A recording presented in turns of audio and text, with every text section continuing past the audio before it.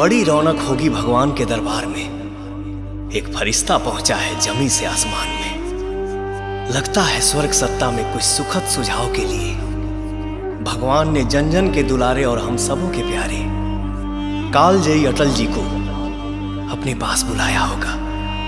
उसी ऊपर वाले से हाथ जोड़कर पवन सिंह की तरफ से एक अनुरोध है।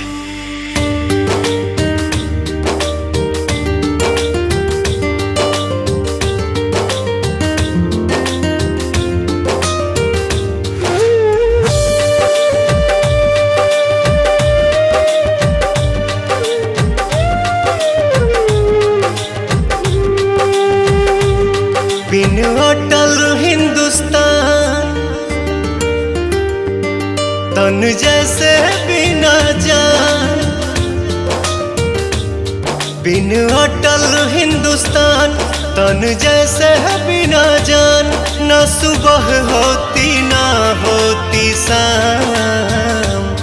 कुछ दिन रख कर अपने धाम में लौटा देना है मेरे राम। कुछ दिन रख कर अपने धाम में लौटा देना है मेरे राम।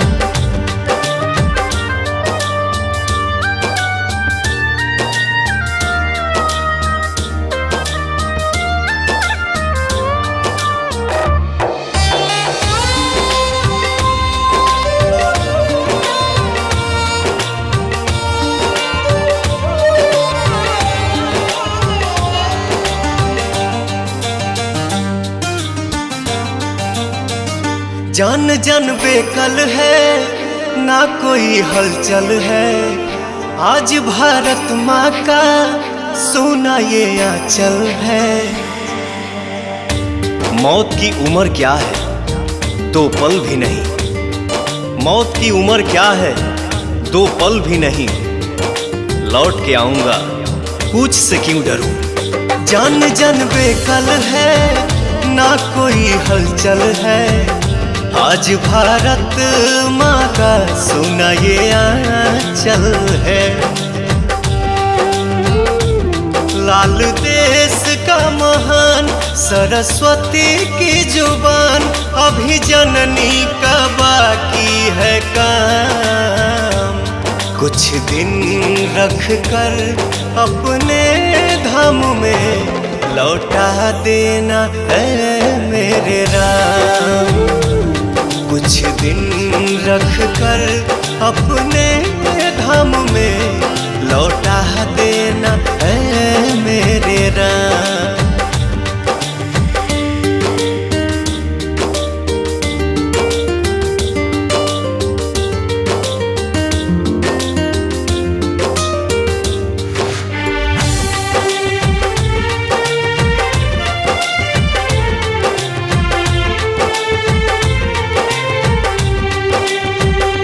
थक कर सोया है लाल मेरा कोमल है।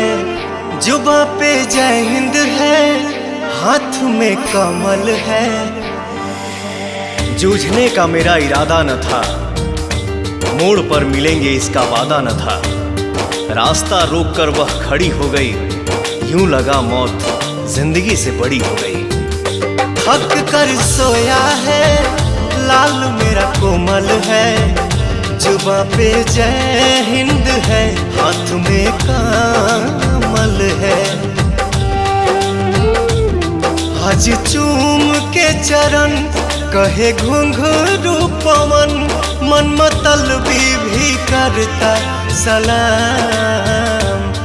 कुछ दिन रख कर अपने धाम में लौटा देना है मेरे राम।